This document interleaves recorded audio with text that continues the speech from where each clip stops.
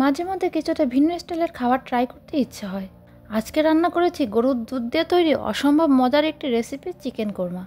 আশা করছি আপনাদের এই রেসিপিটা ভালো লাগবে। প্রথমে আমি একটা মশলার মিক্সচার রেডি করে নিব। তার জন্য একটি পাত্রে দিয়ে দিব 5 থেকে 6টা কাজু বাদাম, 10 থেকে 12টা কিশমিশ, 1 টুকরা জয়ত্রী, কাঁচামরিচ 3টা, 2টা পেঁয়াজকে কেটে ছোট ছোট পিস করে দিয়েছি, আর দিব 1/4 কাপ টক দই। এবার এগুলোকে ব্লেন্ড করে নিব।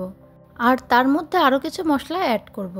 দিব লবণ, মরিচের গুঁড়া ও ধনিয়া গুঁড়া হাফ চামচ করে, 1 চামচ করে আদা ও রসুন বাটা এবং হাফ চামচ জিরা বাটা।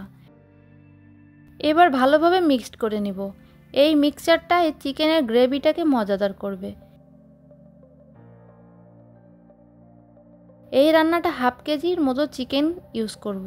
এবার একটি পাত্রে দিব পরিমাণ মতো তেল, প্রায় 1/3 কাপের মতো। এবার হাফ কাপের মতো পেঁয়াজ কুচি দিব এবং পেঁয়াজকে বেরেস্তা করে তুলে নিব।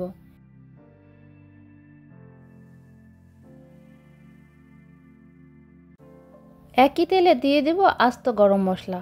গরম মশলাগুলোকে কয়েক সেকেন্ড ভেজে তারপর দেব হাফ কাপ পেঁয়াজ কুচি। পেঁয়াজটা যখন ভাজতে ভাজতে হালকা সফট হয়ে আসবে, তখন দিব ধুয়ে রাখা চিকেনের টুকরাগুলো।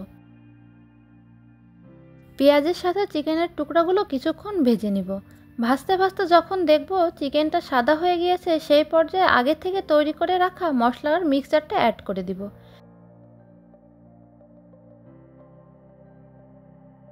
চুলার আঁচ মিডিয়াম লোতে দিয়ে অনবরত নেড়ে চেড়ে কষিয়ে নিব, যেন চিকেনটা প্রায় সেদ্ধ হয়ে যায়। আমি প্রায় 20 মিনিটের মতো কষিয়ে নিয়েছি। চিকেনটা প্রায় সেদ্ধ হয়ে এসেছে। এ পর্যায়ে আগে থেকে জাল করে রাখা গরুর দুধ অ্যাড করব প্রায় 2 কাপের মতো, আর দিব 2টা কাঁচামরিচ। এবার রান্না করব চিকেনের টুকরাগুলো পুরোপুরি সেদ্ধ হওয়া পর্যন্ত। এই রেসিপিটা কিছুটা মিষ্টি মিষ্টি হলেই বেশি মজা লাগে। তার জন্য আমি হাফ চামচ চিনি দেব এবং আগে থেকে ভেজে রাখা পেঁয়াজ বেরেস্তা দিয়ে অনবরত নেড়ে দেব। যখন দেখব উপরে তেল ভেসে উঠেছে, তখন 1 চামচের মতো ঘি দিয়ে নাড়িয়ে দিলেই রেডি মজাদার চিকেন কোরমা। এই চিকেনটা অসম্ভব মজার হয়ে থাকে। অতিথি আপ্যায়নে বা বিশেষ দিনে এই রেসিপিটা মাস্ট ট্রাই। ছোট বড় সকলে এই খাবারটা পছন্দ করবে ইনশাল্লাহ।